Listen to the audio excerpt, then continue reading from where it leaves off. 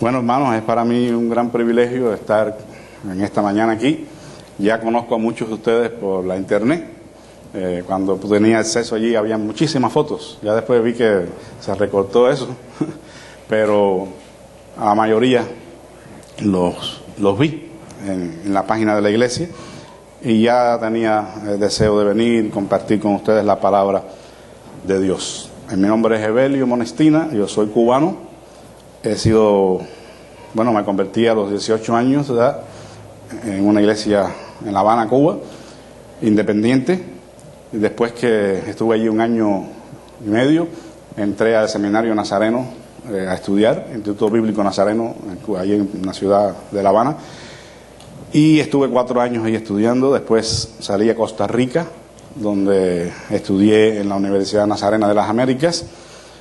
Y allí tuve la primera niña, una costarricense, una tica, que hoy tiene 18 años. Se llama Evelyn Raquel. Se me pasó, yo no estoy muy al tanto con la tecnología, pero quería haber traído una foto para ponerle, las conozcan. Después de Costa Rica salí a México, estuve en el Estado de México, en la Ciudad de México, pero estuve pastoreando en el sur de México. A lo mejor hay alguien de Arriaga por acá, no sé, pero estuve en el sur de México, en la ciudad de Arriaga, en la primera iglesia del Nazareno. Y allí me nació la mexicana. Así que tengo una tica y una mexicana. La mexicana tiene 15 años y la tica 18. Y estoy muy contento porque son un pedazo de mi corazón y las amo mucho. Después de México salimos a la ciudad de Chicago y estuvimos a 50 millas al sur comenzando una iglesia en el condado de Kankakee, donde estuvo el hermano Mario Cintrón también. Comenzamos una iglesia, estuvimos 4 años y después nos mudamos a Clearwater, en la Florida, donde comenzamos otra iglesia para la gloria del Señor, que ambas iglesias, por la gracia de Dios, existen. Y después de 4 años allí también, vinimos para Miami. Entonces, bueno, he estado ahora sin asignación pastoral, trabajando como profesor del Instituto Bíblico y predicando cuando se me da la oportunidad de hacerlo. Entonces, pues eso es más o menos una breve reseña para que sepan quién es el que le está hablando un poquito, ¿verdad? Yo quisiera que en esta mañana la palabra de Dios fuera de bendición para ustedes, ¿verdad? Que pueda animarles, exhortarles, para que a pesar de cualquier circunstancia en su vida personal o en su vida eclesiástica como congregación que ustedes atraviesen, puedan tener esperanza, puedan seguir firmes en el Señor, a pesar de cualquier cosa. Esa es la victoria nuestra, la victoria que nos da nuestra fe en el Señor, es que a pesar de las circunstancias que estemos atravesando, nosotros nos mantenemos firmes y constantes, creciendo en la obra del Señor siempre. Ese es el versículo que quiero leerles, donde vamos a basar nuestra plática. 1 Corintios 15, 58. Nos vamos a estar ayudando con algunas vistas, quizás no van a caer en el mismo momento porque el aparato no se puede manejar, no lo puedo manejar yo, pero bueno, siempre van a ser de ayuda para la comprensión del sermón. Dice 1 Corintios 15, 58. Así que, hermanos míos, amados, estad firmes y constantes, creciendo en la obra del Señor siempre, sabiendo que vuestro trabajo en el Señor no es en vano. Padre, te damos toda gloria, honra y alabanza en esta mañana y te damos gracias por la oportunidad de compartir tu palabra. Señor, nada podemos hacer separados de ti y necesitamos tu ayuda, la fresca unción de tu Espíritu para que esta palabra llegue en hora buena a nuestras vidas y produzca el fruto para la cual tú la envías. Te damos gracias en el nombre de Jesucristo. Amén. Bueno, no sé, ya puede poner la presentación. El tema nuestro en esta mañana se trata del servicio en la obra del Señor. Hemos sido salvados para servir. Ese es el eslogan que muchas veces hemos escuchado. Hemos sido salvados para servir, llamados a la congregación de los santos para ser siervos de Dios y siervos de los hombres. Ténganos los hombres, dice el apóstol, como servidores de Dios y administradores de la gracia de Cristo. Y el título de nuestro sermón es una exhortación ante la crisis. Quiero decirles que existen palabras cuyo significado las hacen poco populares. Es decir, palabras que no queremos escuchar. Porque estas palabras representan grandes desafíos y esfuerzos. Y cuando a la gente se le habla de desafíos, de esfuerzos, entonces ya la cosa no se pone muy buena, que digamos, y siempre hay reacciones diversas. Hay palabras en esta categoría como, por ejemplo, compromiso, compromiso, sacrificio, cruz, negación, padecimiento, arrepentimiento, pecado, santidad, obediencia. Estas palabras no son muy populares y la gente no desea que se les hable de ellas. En muchas ocasiones los creyentes no desean que se les hable, por ejemplo, de pecado, de arrepentimiento, de santidad. Sin embargo, hermanos, estas palabras son muy importantes. Más que importantes, son imprescindibles para nuestro progreso y desarrollo espiritual. Los creyentes son llamados a un compromiso completo, no a medias, completo con el Señor y su causa o su obra. Se nos ofrece una cruz y se nos ordena la negación de nosotros mismos. Nos dijo el Señor: el que quiera venir en pos de mí, niéguese a sí mismo, tome su cruz y sígame. Se requiere del creyente el apartarse del pecado y el vivir en obediencia a la palabra de Dios. No hay duda alguna que el que ignore estos requerimientos divinos fracasará en su vida cristiana. Hoy quiero hablarles de un término en plural que puede contener todos estos términos mencionados anteriormente y muchos otros.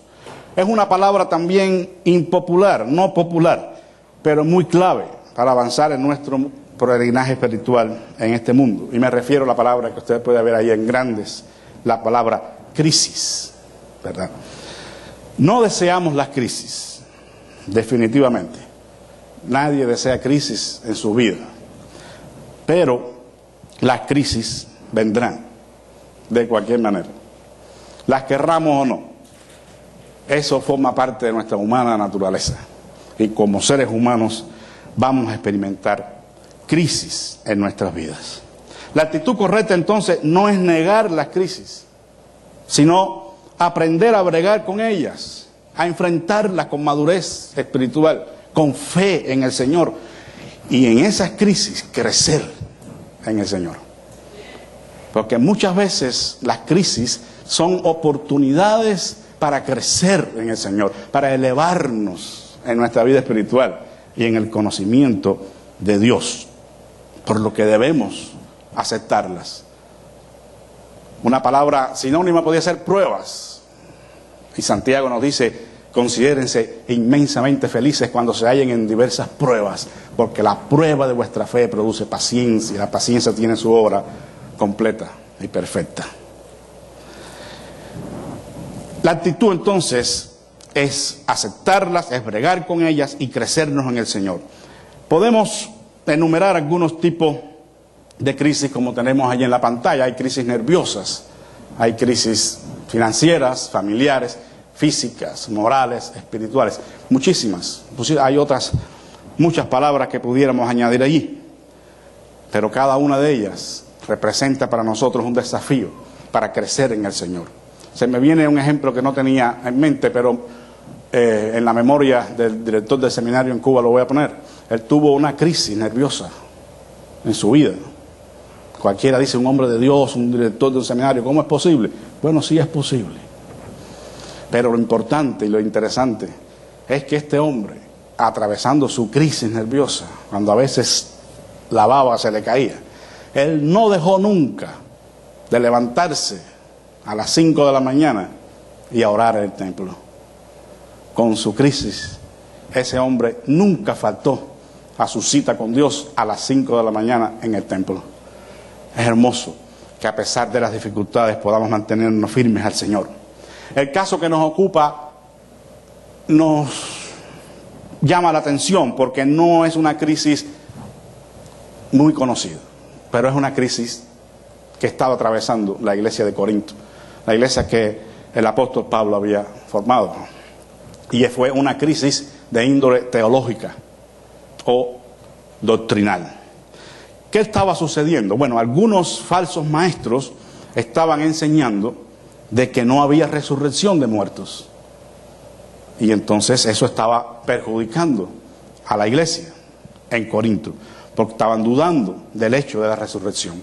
Y el apóstol Pablo entonces hace una gran presentación en todo el capítulo de 1 Corintios 15, defendiendo el hecho de la resurrección y dando muchos argumentos, en realidad teológicos, incluso bíblicos, para demostrar el hecho de la resurrección. Y él les dijo, si los muertos no resucitan, entonces Cristo no resucitó.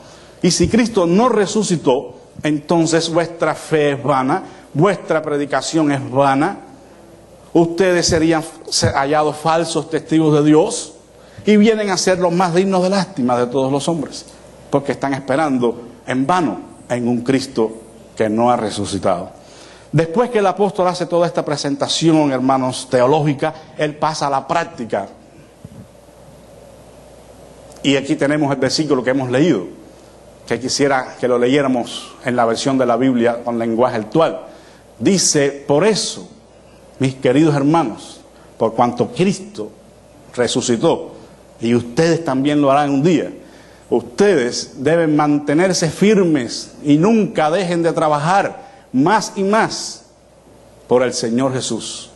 Y sepan que nada de lo que hagan para Dios es inútil. Nada es en vano.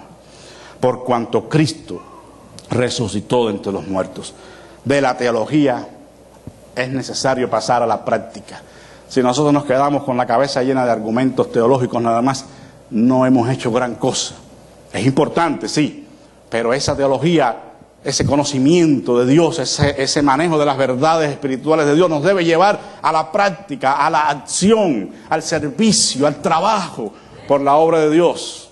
A no contentarnos con tener la cabeza llena de conocimientos y tener una doctrina sana, sino que ese conocimiento y esa doctrina nos lleven a la acción, que salgamos al mundo, ¿verdad? Para servir a Dios. A Dios no se sirve en el templo, disculpen. Es muy bueno, sí. Tenemos que congregarnos, es un mensaje de la palabra, es una orden, no dejen de congregarse como algunos tienen por costumbre, ya desde aquel tiempo, algunos tenían por costumbre no congregarse. Pero el punto no es ese, en el templo venimos a adorar a Dios, pero para servirle tenemos que salir de Él y buscar a los perdidos. Claro que también servimos al Señor cuando ministramos, cuando enseñamos, todo eso es cierto, cuando visitamos a la viuda, al huérfano, al enfermo, cuando oramos los unos por los otros, pero lo más importante es que nos pongamos en circulación, hermanos, y nos involucremos en la obra del Señor. La primera cosa que ante esta crisis que ellos estaban experimentando de naturaleza teológica y que les llevaría a grandes problemas, el apóstol le dice, ustedes necesitan estar firmes y constantes. Una exhortación ante la crisis. A veces, cuando estamos en crisis de cualquier naturaleza, lo menos que queremos es que alguien venga y nos exhorte. Pero quiero que sepa que ese es un deber cristiano, no solamente de los pastores o los maestros, entre nosotros mismos. La exhortación dice, exhortaos los unos a los otros. No es sinónimo de regañar, ¿verdad? Porque algunos dicen, la exhortación es regaña, no es regaño. Es animarnos los unos a los otros a seguir adelante en medio de los problemas. Bueno, el apóstol le dice, tienen que estar firmes y constantes. Hermanos, quiero decirle que esto no resultaría nada fácil para los cristianos en esta iglesia de Corinto, ante una realidad que ya estaba allí asomándose a las puertas, que es la apostasía, el regreso de la fe verdadera, el virar la espalda a la fe verdadera, a los principios del Evangelio, y volverse entonces a otras doctrinas de hombres y de demonios. Eso estaba ocurriendo ya en el mundo del Nuevo Testamento, cuando apenas las iglesias estaban comenzando. Y ellos necesitaban, en medio de esa apostasía, estar firmes y estar constantes. Resistir a esos falsos maestros que estaban diciendo, no hay resurrección de muertos, Cristo no ha resucitado. entonces todo se ha perdido. Pero no era así. Estaba sucediendo esta falsa enseñanza y gracias a Dios que alguien pudo refutarla, el apóstol Pablo. Hay una palabra, yo no quiero meterme en muchas palabras que ni siquiera uno mismo la conoce bien, pero a veces es importante, hermanos, usar algunas palabras que están en el texto y que, usted sabe, la Biblia no fue escrita en español, ¿verdad? El Nuevo Testamento fue escrito en griego y hay algunas palabras que si no usted cita el griego no las puede entender bien. Forzosamente hay que usar esa herramienta para una mejor interpretación de la Escritura. Y esta frase, cuando el apóstol dice, hermanos míos, estad firmes y constantes, en realidad, en el idioma en que fue escrito esta epístola, dice, para que ustedes lleguen a estar firmes y constantes. Es decir, que era algo que había que todavía alcanzar, una meta. No es que ellos estar firmes y constantes era un asunto concluido y que en un momento a otro, en un abrir y cerrar de ojos, ya ellos estaban en esa condición. No, para que lleguen a estar firmes y constantes. ¿Cuál es el argumento? Ustedes están escuchando a falsos maestros diciéndoles que Cristo no ha resucitado, que los creyentes no resucitan. Entonces, ¿en qué consiste en llegar a estar firmes y constantes? En el conocimiento del verdadero evangelio de Cristo. Por eso es que el apóstol sienta las bases del evangelio de la resurrección. Cristo no está muerto, Él resucitó y Él es las primicias. Nosotros venimos después y eso entonces hizo que estas personas pudieran entrarse en el camino de llegar a estar firmes y constantes.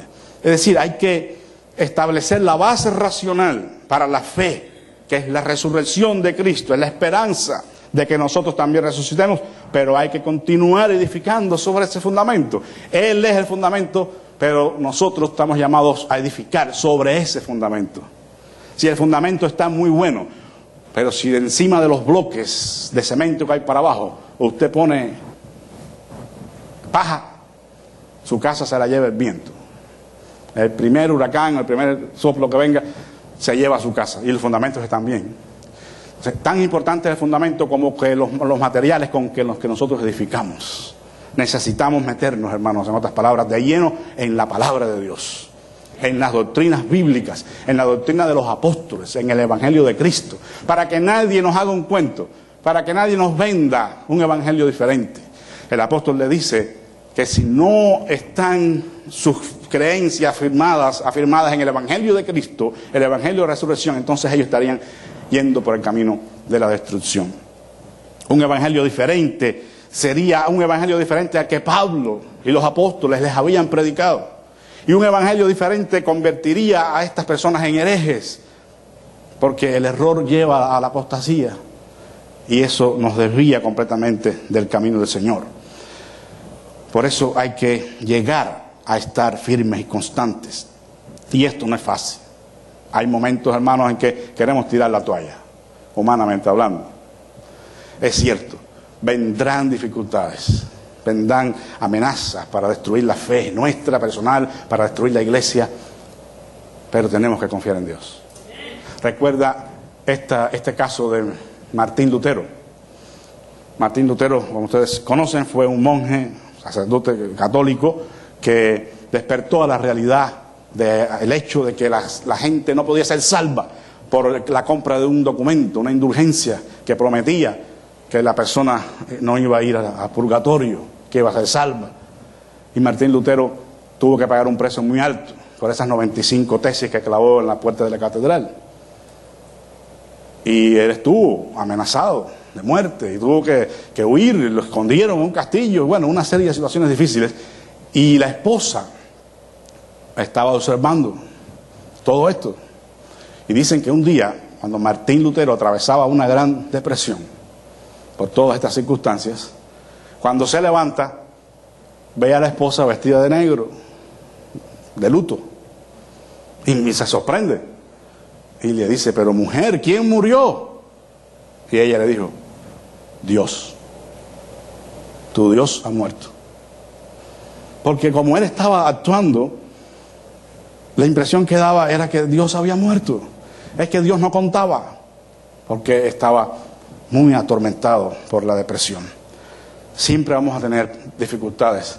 En la crisis tendemos a olvidar eso, que nuestro Dios vive, que Él está con nosotros, que Él está siempre de nuestro lado, que Él nos fortalece. Recuerden a Isaías en el templo, cuando se murió el rey Usías, primo de Isaías. El profeta vio el destino de la nación en peligro y se preocupó, llegó al templo en esa agonía, en esa preocupación, y dice que estaba allí orando a Dios. Y entonces la casa se llenó de humo y empezó a temblar. Y el ministrante celestial vino y le tocó sus labios con el tizón. Y entonces Isaías pudo despertar a la realidad de que Dios estaba vivo. Usías había muerto, sí, pero su Dios, el rey de Israel, estaba vivo. Y eso es lo importante, hermanos. Usted podrá atravesar o estar atravesando o atravesar dificultades en su vida, grandes problemas, grandes crisis, pero nunca olvide que Dios está vivo y que Él está con usted en las buenas y en las malas, atravesando el valle de lágrimas, dice, y de muerte, de sombra. No temeré mal alguno, porque tú estarás conmigo. Bendito sea el Señor. Un evangelio sin resurrección acabaría con la fe de estos cristianos y finalmente terminarían apartándose del evangelio, por cuanto la fe en un Dios que está muerto no sirve para nada, pero la fe en el Dios que levantó de los muertos del Señor Jesucristo, esa nos sirve para seguir venciendo las batallas, por muy recias que éstas sean. Estar firmes y constantes, que es la expresión que leímos aquí, no es en ninguna manera contradictorio con el llegar a estar firmes y constantes del original griego. Es como decir, por ejemplo, que podemos ser salvos por la fe en Cristo en el momento en que creímos y nos arrepentimos, pero vamos siendo salvos en el camino también de muchas cosas que Dios obra en nosotros. Entonces es un proceso, es un hecho que ocurre en un instante, pero es un proceso de toda la vida. Necesitamos ir siendo salvos y Dios obrando en nosotros. Ser santificado y continuar siéndolo también es bíblico, o estar en la fe con edificarnos en ella continuamente. Son cosas que ocurren en momentos cruciales, pero que continúan durante toda nuestra vida espiritual. Entonces la idea expuesta, hermanos, es que para llegar a estar firmes y constantes en la doctrina de Cristo, en su evangelio, no se puede esperar que ocurra por accidente. No puede ocurrir de un día para otro. Esa es la enseñanza que el apóstol está diciendo. Nosotros no vamos a lograr, hermanos, la firmeza en nuestra fe por una intervención milagrosa de un ungido de Jehová que venga y ponga las manos sobre nosotros y nos declare firmes. Ni se lo crea. Con eso no lo va a lograr. No va a lograr estar firme porque usted lo repita 1000 veces y lo declare, como algunos están enseñando por ahí. Por muchas veces que usted diga, estoy firme, estoy firme, estoy firme, no lo va a lograr. ¿Por qué? Porque no consiste en intervenciones milagrosas, no consiste en palabras mágicas, ni nada por el estilo. Llegar a estar firme requiere esfuerzo y diligencia en el estudio de la palabra del Señor, porque esa es la base que sustenta nuestra fe. Y si desconocemos la palabra, entonces estamos perdidos, hermanos. Recuerde el Señor mismo, Jesús, cuando fue tentado en el desierto. Él no empezó a reprender ni siquiera al diablo, ni empezó a gritar, ni empezó a decir nada que no fuera la palabra de Dios. Le citó la palabra de Dios. Escrito está. Esa es nuestra arma, es la espada del Espíritu y debemos conocerla. No podemos contentarnos con la escuela dominical o los cursos que recibamos o los sermones que el pastor predique. Somos responsables personalmente delante de Dios para profundizar en su palabra. Esfuerzo y diligencia en el estudio de la Biblia, la práctica de la oración, la obediencia a los mandamientos del Señor, el respeto a Dios y a sus líderes. Eso, hermanos, unido a un ingrediente bien importante. Si se está durmiendo ahora, quiero que se despierte, porque tiene que ver con el amor a la verdad. Puede ir avanzando, hermano. El amor a la verdad. Saben que uno de los creyentes, una de las iglesias más hermosas del Nuevo Testamento, que el apóstol Pablo también tuve el privilegio de ministrar, fue la iglesia de los tesalonicenses. Todo lo contrario a la iglesia de Corinto, unos creyentes espirituales, una gente que estaban realmente buscando a Dios con todo su corazón. Y el Señor les dice a través del apóstol en 2 Tesalonicenses 2, de 10 al 12, y con todo, yo creo que está equivocado el versículo, pero tiene que ver con el amor a la verdad que estos cristianos habían recibido, hermanos, para ser salvos. No tengo que equivocar la cita, pero tiene que ver cuando el apóstol le dice que ellos estaban en el camino correcto por cuanto tenían el amor a la verdad para ser salvos. Por eso dice que se apartaron de los ídolos para servir al Dios vivo. Quiero decirle con esto, hermanos, que no podemos avanzar en nuestra vida cristiana, nunca podremos estar firmes verdaderamente en el Señor si no amamos la verdad, si no tenemos celo por la verdad. Y eso representa estar tan metidos en la verdad que cuando alguien viene a meternos un cuento, nosotros sepamos responderle con la palabra del Señor. Dice el apóstol Pedro, para que presentemos defensa con mansedumbre a cualquiera que demande razón de la esperanza que hay en nosotros. Con mansedumbre, no va a ir a pelear con nadie, ¿verdad? No va a ir a insultar a nadie, porque hay algunos que en la defensa de la verdad, pues se le va la tuerca e insultan a la persona. La persona es criatura de Dios, creada a imagen de Dios, y nosotros tenemos que respetar eso, pero no podemos abrazar el error con esa ingenuidad que a veces hay en las iglesias, que viene cualquiera, viene y predica un sermón y todo el mundo amén, y el otro domingo viene otro con otro sermón completamente contradictorio y dicen amén también, porque es que no están escuchando, no saben realmente qué es lo que creen. Tenemos, hermanos, que estar bien firmes en eso. El amor a la verdad nos va a llevar a investigar, a meternos en la Biblia, a estudiar las verdades del Señor, para que cuando venga el error lo podamos identificar y decirle no. Los cristianos de Berea hicieron esto. El apóstol Pablo vino y les predicaba el Evangelio. Y dice la Escritura que los creyentes en Berea escudriñaban cada día las Escrituras para ver si esas cosas eran así. Ellos no se tragaron el cuento porque venía de Pablo. Ay, que este fue rabino Saulo, que fue derribado cuando iba camino a Damasco. El Señor se le apareció. Y qué hombre este, criado a los pies de Gamaliel. Lo que diga tiene que ser cierto. Así hay mucha gente creyendo que porque tienen grandes iglesias llenas de gente y tienen, bueno, ya usted sabe, todas las cosas buenas que tienen. Entonces tienen que tener razón. Los que están en la televisión, porque venden libros, bestsellers. Ya por eso ya tienen la razón. No, hermanos, tengamos cuidado, seamos selectivos a quién escuchamos, a qué libro leemos, porque podemos ser engañados. El Señor Jesús, mirad que nadie os engañe. Firmes y constantes requiere entonces esa firmeza, esa determinación de estar avanzando continuamente en el conocimiento de Dios y de su palabra. Ahora, no siempre es fácil. No sé si, yo no veo bien desde aquí. No siempre es fácil llegar a estar firmes y constantes. Puede pasar, creo que es la otra. Si observan en la ilustración, esas plantas no están en un lugar muy conveniente, ¿verdad?, para crecer. Están en una tierra que no tiene agua, y la otra está en el asfalto. Pero ahí están. Y si no viene alguien y las arranca, ellas mantienen la vida ahí. A lo mejor no llegan a ser un gran árbol, pero están luchando en contra de las adversidades para su crecimiento. El crecer no es fácil. Nosotros no tenemos memoria, pero si pudiéramos regresar al vientre de la madre, cuando estábamos allí, y lo que representó el nacimiento, que es un trauma tremendo para nosotros todos, nos daríamos cuenta. Porque abandonar ese lugar tan cálido, alimentándose de la mamá, y de pronto venir el tiempo de salir para afuera, no es fácil. No es fácil, es un mundo desconocido. Crecer no es fácil. Crecer en el Señor no es fácil. Pero tenemos que desafiar cualquier cosa, hermanos. Cualquier terreno adverso, cualquier circunstancia que no sea favorable. Y tenemos que permanecer en el Señor a pesar de lo que venga.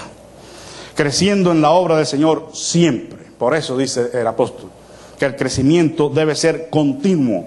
No se trata de temporadas, hermanos. Hay cristianos que tienen una fe de temporadas, cuando todo está bien, como dice el poema, ¿verdad? A toda vela, navega el barco a toda vela, viento en popa a toda vela. Eso es maravilloso, qué bueno que las circunstancias siempre sean así, pero no siempre van a ser así. Y ahí es donde tenemos nosotros que aferrarnos al compromiso con el Señor y crecer en medio de esas adversidades. Estar involucrados y comprometidos 100% en los negocios del Señor. Si hay alguien que dice que ha sido salvo y que ama a Dios, pero no está involucrado en la obra de Dios, no muestra el deseo de servir de alguna manera, hermanos, hay que ver, hay que revisar ahí esa experiencia. Por eso me gustó la actitud del hermano Juan Carlos ayer, que estaban pidiendo para el asunto de la escuela vacacional. Dije, bueno, yo no sé mucho, pero sí, yo estoy aquí, ¿verdad? Pueden contar conmigo. Que bueno, eso es lo que Dios quiere. A veces no tenemos los dones idóneos, pero el Señor nos ayuda cuando hay un corazón dispuesto. Siempre, en el griego dice abundando, es decir, que el crecimiento debe llevarnos a la abundancia en la vida espiritual, en el conocimiento de Dios. Alábese en esto, Jeremías 9:23, el que se debe de alabar, en conocerme y entenderme, que yo soy Jehová Dios. No podemos experimentar crecimiento si no conocemos a Dios, porque el crecimiento es en el conocimiento de Él. Abundar en este crecimiento significa estar involucrado en las buenas obras que nosotros hagamos. Puede avanzar, hermano. Las buenas obras en el Señor. Allí tiene el versículo que nos ayuda para lo que estábamos diciendo anteriormente. Puede pasar al otro también. Las buenas obras, nosotros tendemos a tener un poco de prejuicio con ellas, como vamos a decir protestantes o evangélicos, no sé, por el conflicto ese mismo que estabas mencionando de Lutero y que no podía concebir. Pero quiero decirle que Lutero nunca estuvo en contra de las buenas obras, y él nunca estuvo diciendo que solamente es fe y que las obras no contaban. Las obras no cuentan para la salvación. Nadie puede ser salvo por hacer grandes buenas obras. Pero si es salvo, tiene que tener obras. Porque las obras son el resultado de la salvación. Dice que el Señor las preparó para nosotros desde antes, porque somos hechura suya. Dice, creados en Cristo Jesús para buenas obras. Efesios 2:10. Así alumbre, dice el Señor Jesús, vuestra luz delante de los hombres. ¿Para qué? Para que vean vuestras buenas obras. ¿Y qué? ¿Lo sabe? Y glorifiquen a vuestro Padre que está en los cielos. Cuando la gente ve que vivimos y servimos a Dios con todo nuestro corazón, ellos mismos glorifican a Dios. Pero cuando ven lo contrario, blasfeman el nombre de Dios. Eso es bíblico cuando el Señor lo dice. Tiene incluso sus palabras en el hebreo y todo. Cuando es Hilul Hashem, cuando estamos haciendo que la gente blasfeme el nombre de Dios, por cuanto nosotros no estamos viviendo lo que creemos. Entonces dice, ¿eso es cristiano? Si eso es cristiano, entonces imagínense. Pero la otra parte también, que ellos santifican el nombre de Dios cuando ven que nosotros vivimos lo que predicamos. Crecer en esos desafíos es nuestra gran tarea. Ahora, dice que este crecimiento debe ser en la obra del Señor. En la obra del Señor. Este es otro detalle que añade el apóstol y que es bien importante que lo comprendamos. El trabajo que hacemos nosotros es para el Señor. Y es en la obra del Señor. No es nuestro negocio, hermanos. No son nuestros asuntos. Somos mayordomos, estamos al servicio de Dios. Él nos ha entregado todas las cosas que tenemos, incluso su esposa, su esposo, sus hijos, son de Dios. Su trabajo, todo es de Dios. Y de lo recibido de sus manos le damos, dice David. Nosotros involucrados así, estamos llamados entonces a saber cómo es que dice el Señor de la obra que se debe servir. ¿Alguien trabaja en alguna compañía aquí? ¿Todos son propietarios? Bueno, para pedir un trabajo, ¿qué más hace falta un trabajo? ¿Alguien trabaja en alguna compañía? hermana, hermano, ¿usted puede trabajar allí como quiere? O lo primero que le dijeron, mira, esto es así, así y así. Si es una compañía de filtro, lo que sea, esto va así, y este es el primer paso, este es el segundo. Y si usted no sigue esas direcciones, hermano, se queda sin trabajo. Seguro. Porque usted no puede hacer lo contrario a lo que dice el dueño del negocio. Eso sería tonto. Bueno, en la obra del Señor no es la excepción. Nosotros tenemos que trabajar de acuerdo a las direcciones de Dios, de acuerdo al manual que Él nos ha dejado. El manual para nosotros es su palabra. Esta es la que tenemos que conocer y la que tenemos que seguir. No podemos servir al Señor como nosotros creemos que se debe servir. No podemos adorar al Señor, como estábamos diciendo ayer, como creemos nosotros que es mejor o más conveniente. No, no se trata de eso, se trata de conocer ese manual y a través de ese conocimiento servir al Señor con humildad de corazón, pero requiere esfuerzo y propósito.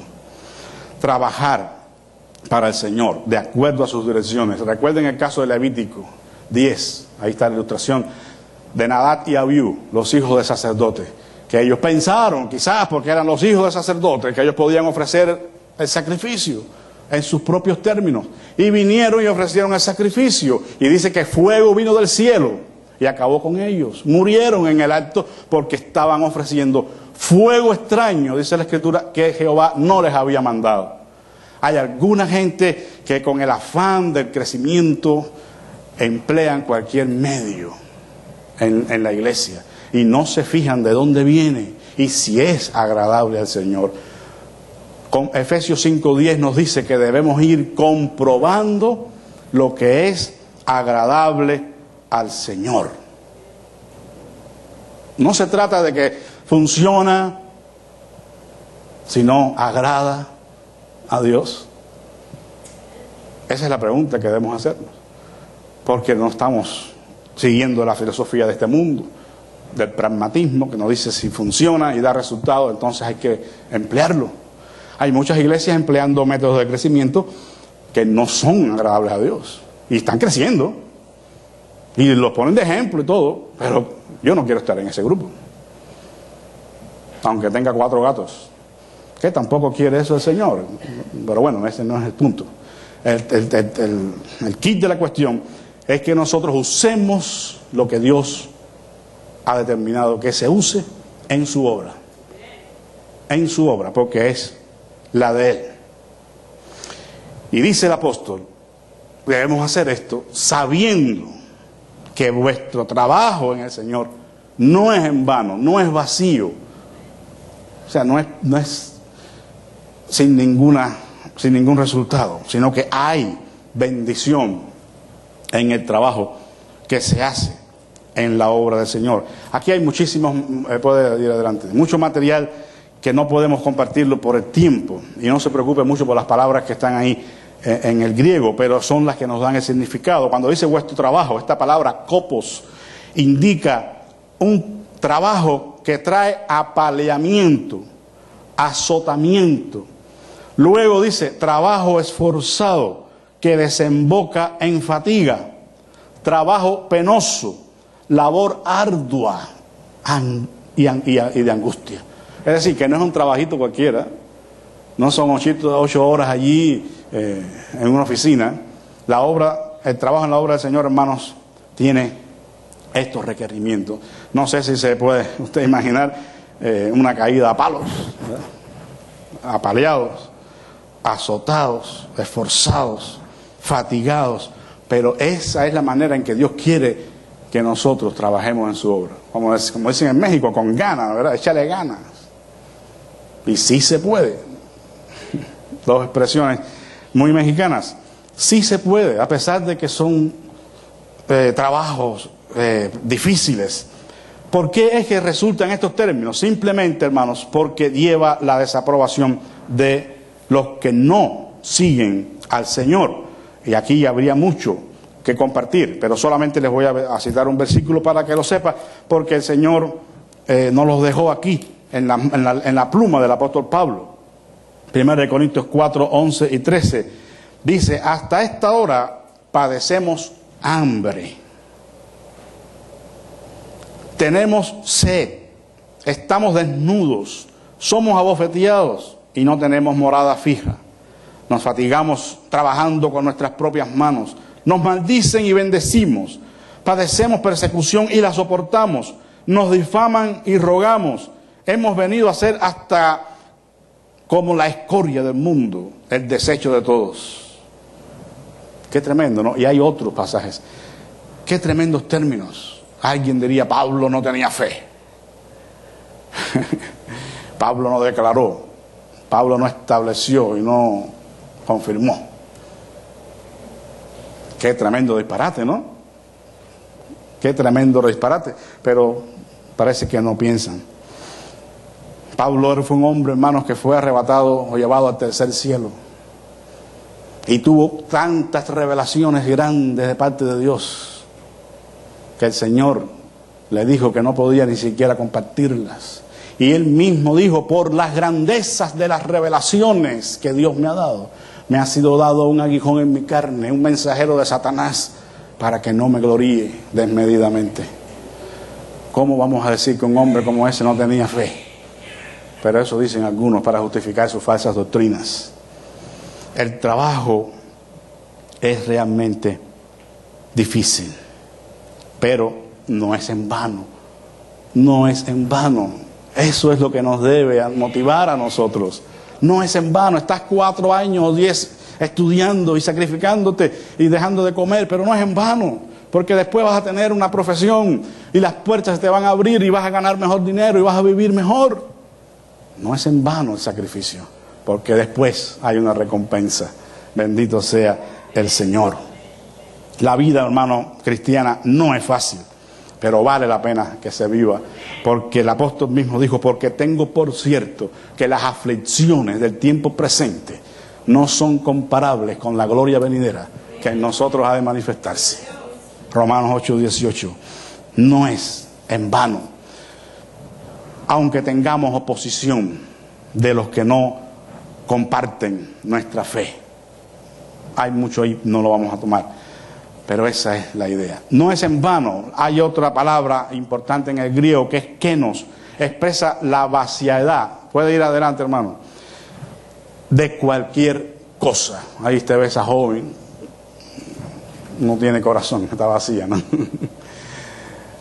No sé si se puede leer la caricatura, yo creo que no. Pero habla de cómo podía ser, se puede llenar el vacío existencial con el colágeno. Le pregunta a la mujer al doctor. El vacío existencial no se puede llenar con colágeno, ¿verdad? Ni con ninguna otra cosa. Blaise Pascal dijo que solamente con Cristo se puede llenar ese vacío, porque tiene la forma de Cristo. Y el hombre le echa allí cualquier cosa, pero hasta que no ponga a Cristo, no encaja. Es como una ficha de un rompecabezas. Esta palabra kenos, que expresa vaciedad, se usa literalmente en Mateo 12:13, en la parábola de los labradores malvados. En el Magnificat de María, que dice, a los ricos envió más vacíos. Metafóricamente, como imágenes, cuando habla en Hechos 4:25 y en el Salmo 2, cosas vanas. Engaño, que son huecas sutilezas, que nadie les engañe con palabras vanas en cuanto al error doctrinal. Y hombre vano en Santiago, que ilustra aquel que profesa la fe pero carece de obras. Mucha fe, porque conoce la Biblia, tiene palabras, pero no hace nada, no se involucra, no apoya. Entonces es un hombre vano, vacío, negativamente de la gracia y también de la fe, de la predicación y del trabajo cristiano, como en el caso nuestro, que nos acentúa la falta o ausencia de cualidad, de sabiduría divina que se imparte en todo lo que se hace, o que se debe impartir en todo lo que se hace. O sea, no es tener programas y programas por tenerlos, es que tiene que haber propósito, tiene que haber un fin que se quiere lograr. Hay que tener la sabiduría de Dios allí para que eso entonces pueda funcionar, pero no es el relleno, el activismo no es la solución, sino unas cuantas cosas, pero bien hechas, y Dios entonces las bendice. Todo cuanto hicieran para el Señor, estos cristianos en Corinto, si no se afirmaban en el Evangelio de la resurrección, en el Evangelio de Cristo, sería, ¿qué? Si no se ha dormido, en vano, hermanos. Sería vacío, sin contenido. Qué tremenda palabra, ¿no? ¿Cuántas personas creen que están haciendo una gran obra para Dios, pero es vana, por cuanto no están siguiendo las direcciones del Señor? Dios no aprueba una obra que se haga caprichosamente, anárquicamente, de acuerdo a los criterios humanos, sino los que están en su palabra. No es pragmatismo lo que necesitamos. La pregunta es correcta, no es funciona, sino agrada al Señor. Ya concluyendo, este trabajo en el Señor no es en vano, porque siguiendo el argumento del apóstol, Cristo resucitó. Cristo resucitó. Y si Cristo resucitó, también lo haremos nosotros, los que hemos creído en Él. Y habrá recompensa, dice, para todo aquel que persevere en el servicio del Señor y trabaje y crezca constantemente en su obra. Siempre. No por temporadas, sino siempre. En invierno, en verano, en otoño, siempre. Como decía el Salmo, lo dice el Salmo 34, bendeciré a Jehová en todo tiempo y su alabanza estará de continuo en mi boca. Pero hermanos, hay algo que debemos contestar para terminar. ¿Qué haremos cuando en realidad todo parece ser en vano? ¿No le ha pasado eso? En alguna empresa que ha emprendido y ha trabajado y se ha fatigado y ha pasado las de Caín, como decimos en Cuba. Y después usted dice, pero ¿y qué he logrado? Todo me salió mal, todo está al revés. No logré nada. ¿Sabe cuáles fueron las últimas palabras de Simón Bolívar, este mártir de América? Ojalá que no las copiemos, pero él dijo, he arado en el mar.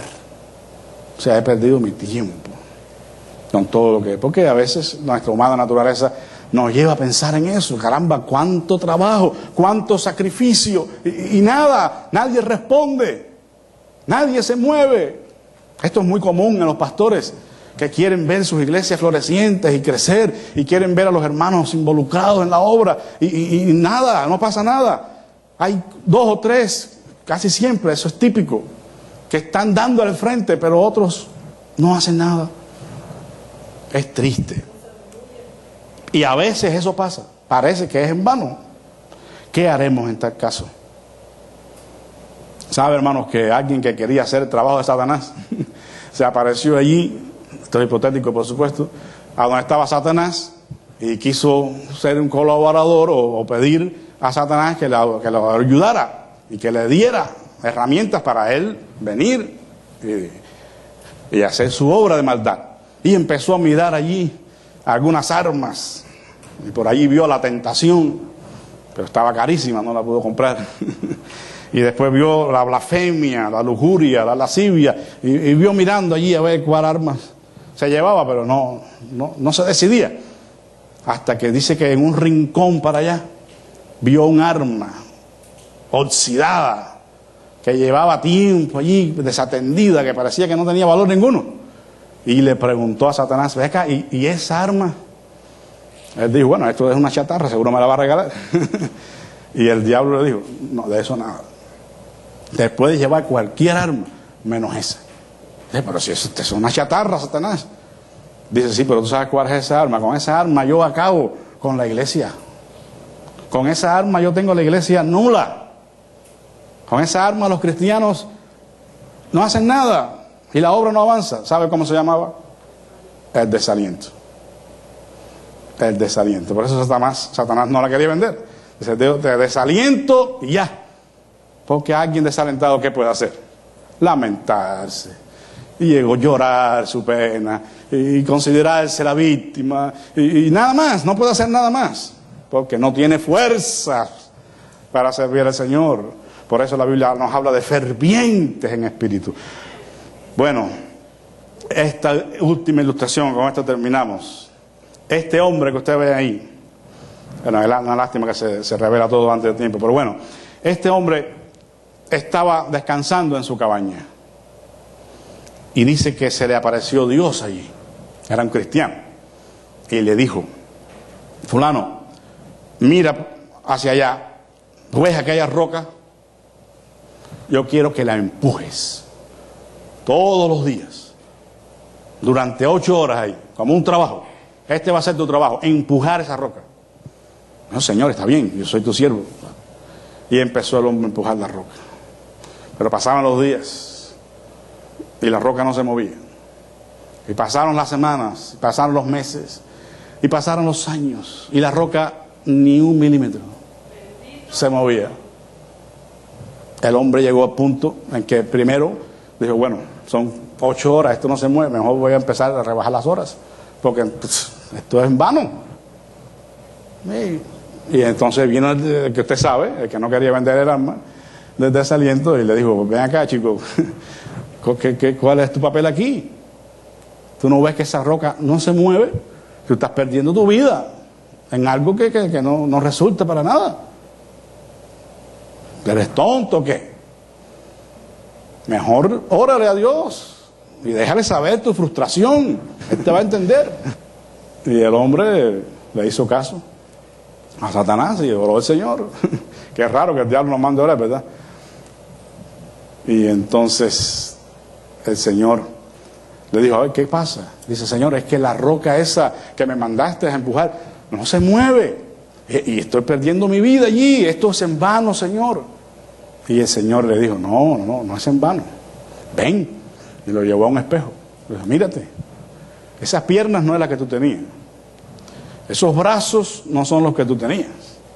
Esas manos no son las que tú tenías cuando yo te mandé a empujar la piedra. Tú estás fuerte, estás robusto, has tenido salud, o sea, te has hecho más fuerte que antes.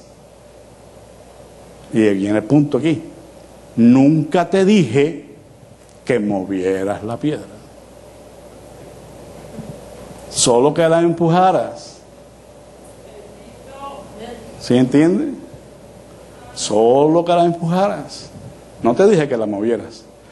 Tú tienes que ser obediente a lo que yo te digo. Después que tú has hecho tu trabajo, ahora yo voy a hacer el mío. Yo voy a mover la piedra. Qué interesante, ¿verdad? A veces queremos soluciones y queremos ver resultados inmediatos y queremos que la piedra se mueva de todas maneras y buscamos una palanca o llamamos a Home Depot a ver si hay una herramienta para mover la piedra. Buscamos otro grupo de gente, vamos a ver. No, hermano, hay cosas que jamás podremos hacer nosotros. Esto le toca al Dios eterno, todopoderoso. Él es el único que puede mover la piedra. Nosotros tenemos que empujar, nada más. Yo sé que es difícil. Yo sé que podemos desalentarnos cuando vamos empujando. Estamos empujando y no pasa nada. Estamos orando, estamos haciendo lo mejor que podemos en la iglesia. Estamos haciendo lo mejor que puedo con mis hijos, con mi esposa, con mi esposo. Pero no parece que hay resultado. Y tendemos a desanimarnos. Ya no ayuno más, ya no oro más, ya no leo más la Biblia, o por lo menos la voy a tomar suave. Ese es el diablo. Dios te dice, empuja. Pero no empujes solo. No empujes solo. Recuerde que forma parte de un cuerpo, el cuerpo de Cristo. Esta obra no es de nadie en particular. En un cuerpo cada uno tiene una función, ¿verdad? El cuerpo que el apóstol usa, el cuerpo humano, físico, pero también el cuerpo de Cristo. De la misma manera que en el cuerpo humano cada órgano tiene su función, cada miembro tiene su función, también en el cuerpo de Cristo. Hay algunos que enseñan, otros cantan, otros predican, otros limpian el templo. Que alguien, eso es importante también. Todo lo que hacemos para el Señor con un corazón de adorador cuenta, hermanos. Imagínense que alguien no limpiara el templo nunca. A lo mejor pasan 2 o 3 domingos y está bien, pero al tercer o cuarto domingo nadie viene, porque cuando respira, lo que se lleva es mucho. Entonces es importante que limpie el templo. Somos un equipo. Tenemos que empujar parejo. En lo que tú puedes, en lo que Dios te ha llamado a empujar, a lo que Dios te ha llamado a hacer. Hay hermanos que, por ejemplo, hay ancianas que no pueden hacer mucho, pero pueden orar, pueden interceder. Todo cuenta, hermano, todo cuenta para la gloria del Señor, pero tenemos que estar unánimes en un mismo sentir y propósito, como esos animalitos. ¿Qué lección recibimos de los animales? Y la Biblia nos deja muchos ejemplos, y uno de ellos es la hormiga. Ellos trabajan juntas y no se pelean unas con otras. Se observa, hay solo una que llegó a la flor. Pero la que está abajo no le importa, no está peleando. Mira, esta es la que se está tomando el polen, o está, no sé lo que está haciendo ahí. Pero el regocijo es parejo, cuando hay un corazón unánime, cuando hay una misma visión. Eso es lo importante, que trabajemos con una misma visión, hermanos, con un mismo propósito. Y no dejemos el trabajo a unos cuantos, sino que todos nos involucremos como uno solo. Hay algunos que dicen, incluso, ojalá aquí no, ¿verdad? Pero en otros lugares donde he estado, pero el pastor que lo haga y para eso se le paga. Y el pobre pastor está... No. Las hormigas nos enseñan una gran lección. Asegúrese, hermanos, que las palabras del Señor, cuando usted llegue a las puertas de su reino, sean estas: ven, buen siervo y fiel. En lo poco has sido fiel, en lo mucho te pondré. Vamos a orar. Si hay alguien que desea la oración, desea pasar y consagrar su vida a Dios, quiere convertirse en uno de esas hormigas colaboradoras en el reino, quiere afirmarse o comenzar progresando en esa firmeza espiritual de la que estamos hablando, pues puede pasar al altar y yo oraré por usted. Padre bueno y Dios eterno, en esta hora gracias porque tú eres fiel y verdadero, porque tú hablas a nuestro corazón, Señor, claramente. Si nosotros nos confundimos es porque queremos, porque tú nos has dejado tus palabras bien claras para nosotros, Señor. Por lo menos todo aquello que es necesario para nuestra salvación, para nuestro trabajo en tu obra. Tú lo has dejado claro, sencillo. Cada quien haga lo que puede según sus fuerzas. Hágalo como para el Señor y no para los hombres. No busque la aprobación y el aplauso de nadie, sino solamente que tú estés contento. Señor, ayúdanos individualmente. Tú conoces si hay alguna persona, alguna familia que está atravesando alguna crisis, que esa crisis le lleve a crecer en el conocimiento tuyo, a afirmarse en ti, a decir como Job al final de sus días: de oídas te había oído, mas ahora mis ojos te ven. Señor, te ruego que obres individualmente en la familia y también en la iglesia. Tú conoces la condición, yo no los conozco, Señor, ni siquiera conozco al pastor, pero sé que tenemos las mismas situaciones y las mismas debilidades y los mismos compromisos, pero tenemos el mismo Dios, la misma palabra, la misma fe, y por eso es que, Señor, podemos ir adelante. Oramos en el nombre de Jesús, oh Señor, para que tú seas glorificado en la vida de mis hermanos. Te doy gracias, Padre, por tu siervo que tú tienes en este lugar.